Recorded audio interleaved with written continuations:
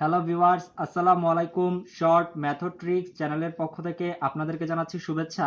আজ আপনাদের সাথে আলোচনা করব বাক্য নিয়ে, বাক্যের প্রকারভেদ ও বাক্য পরিবর্তন নিয়ে।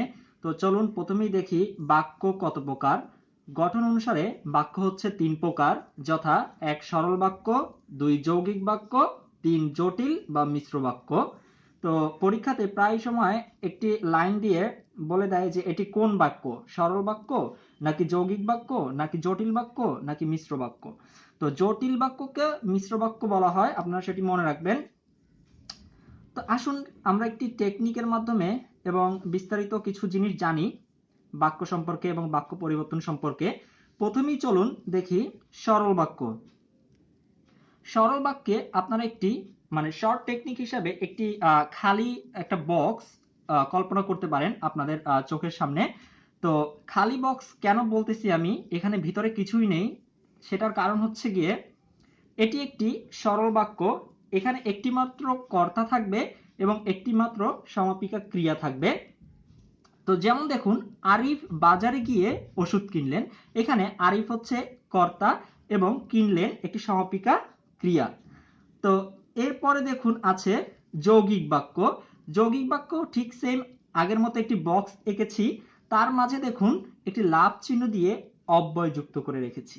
তো তার মানে হচ্ছে দুটি সরল বাক্য থাকবে দুই পাশে। ধরুন এই পাশে একটি সরল বাক্য, এই পাশে একটি সরল বাক্য। দুটি সরল বাক্য যুক্ত হবে, দুটি সরল বাক্য যুক্ত হবে কিসের দ্বারা? অব্যয়ের দ্বারা। তো কি কি অব্যয় যুক্ত হতে পারে দেখুন, এবং, কিন্তু, সুতরাং, তাহলে, অথবা, নইলে, বরং, তাই, এরকম আরো কিছু অব্যয় আছে। এগুলো দ্বারা দুটি সরল বাক্য যুক্ত হবে, অর্থাৎ বাক্যটিতে দুটি সরল বাক্য থাকবে এবং সেই দুটি সরল বাক্য একটি অব্যয় দ্বারা যুক্ত হবে। যেমন দেখুন, আমরা যদি এই লাইনটিকে, এই সরল বাক্যটিকে আমরা যৌগিক বাক্যে পরিণত করি তাহলে কি রকম হবে? যেমন দেখুন, আরিফ বাজারে গিয়ে ওষুধ কিনলেন। এটিকে যদি আমরা এখন যৌগিক বাক্যে পরিণত করতে চাই তাহলে কিভাবে লিখব? আরিফ বাজারে গেলেন এবং ওষুধ কিনলেন। দেখুন এখানে এটি হচ্ছে একটি সরল বাক্য এবং এটি হচ্ছে আরেকটি সরল বাক্য। দুটি সরল বাক্যকে একটি অব্যয় দ্বারা যুক্ত করা হয়েছে, সে অব্যয়টি হচ্ছে এবং, অর্থাৎ আমরা এটিকে লিখেছি আরিফ বাজারে গেলেন এবং ওষুধ কিনলেন। চলুন এরপরে দেখি জটিল বা মিশ্র বাক্য। আপনারা সহজ টেকনিক হিসাবে এই চিত্রটি মনে রাখবেন। একটি বক্স, তার মধ্যে প্রথমে একটি লাভ, মাঝে একটি লাভ। তো এই প্রথমে লাভ এবং মাঝে লাভ, এই জায়গাটাতে কি বসবে? সাপেক্ষ সর্বনাম অথবা নিত্য সম্বন্ধীয় অব্যয় বসতে পারে। তো আসুন আগে দেখি সাপেক্ষ সর্বনাম কি। যেমন যে, সে, যা, তা, যিনি, তিনি, যারা, তারা ইত্যাদি। আর নিত্য সম্বন্ধীয় অব্যয় কোনগুলো? যখন, তখন, যেমন, তেমন, বরং, তবু, যেই না, অমনি, যেহেতু, সেহেতু ইত্যাদি। তো চলুন আমরা সেম সে আগে যে বাক্যটি আমরা ব্যবহার করেছিলাম, আমরা প্রথমে সরল বাক্যে যেই লাইনটি ব্যবহার করেছিলাম, আরিফ বাজারে গিয়ে ওষুধ কিনলেন, তাহলে সেটিকে যদি আমরা এবার জটিল বাক্য বা মিশ্র বাক্যে পরিণত করতে চাই তাহলে কিভাবে লিখব? দেখুন, সেই দুটি সরল বাক্য থাকবে, এখানে একটি সরল বাক্য, এখানে একটি সরল বাক্য, কিন্তু প্রথমে এবং মাঝে হয় সাপেক্ষ সর্বনাম অথবা নিত্য সম্বন্ধীয় অব্যয় দ্বারা পূরণ করতে হবে। তো চলুন দেখি দুটি সরল বাক্য লিখবো আগে। আরিফ বাজারে গেলেন, ওষুধ কিনলেন, এই হচ্ছে দুটি সরল বাক্য। এই একটি সরল বাক্য, এই একটি সরল বাক্য। দেখুন এবার প্রথমে লাগিয়েছি যখন আরিফ বাজারে গেলেন তখন ওষুধ কিনলেন।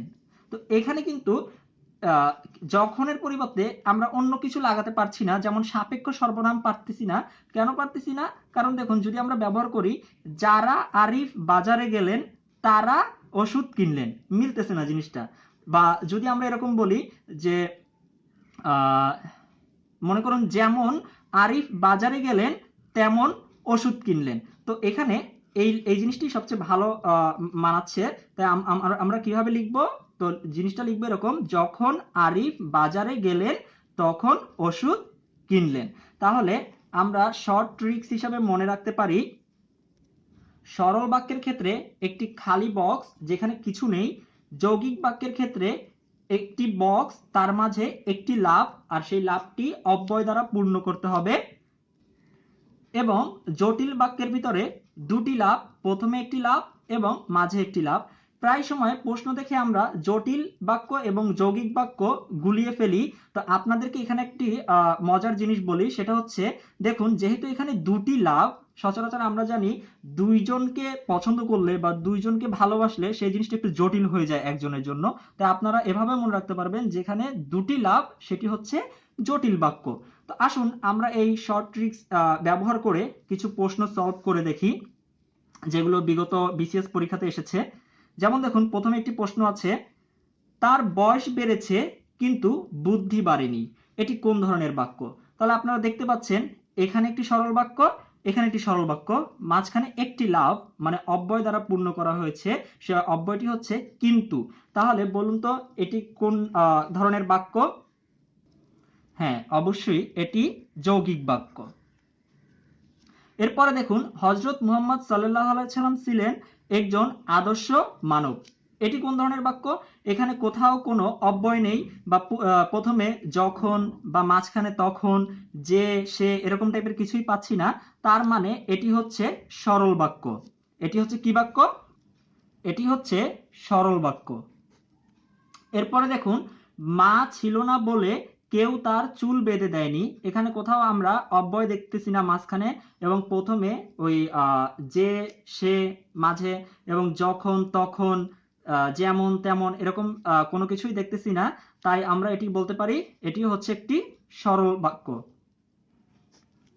এরপরে দেখুন লাস্টে, যেই তার দর্শন পেলাম সেই আমরা প্রস্থান করলাম। তো এটি এটি কোন জাতীয় বাক্য? তো এটি দেখলে আমরা বুঝতে পারতেছি, প্রথমে যেই, তারপরে আছে সেই, যেই সেই মানে দুটি লাভ, তার মানে হচ্ছে দুটি লাভ মানে আপনাদেরকে বলেছিলাম জটিল। তো জটিল বাক্যকে আরেকটি নামে ডাকা হয়, সেটি হচ্ছে মিশ্র বাক্য।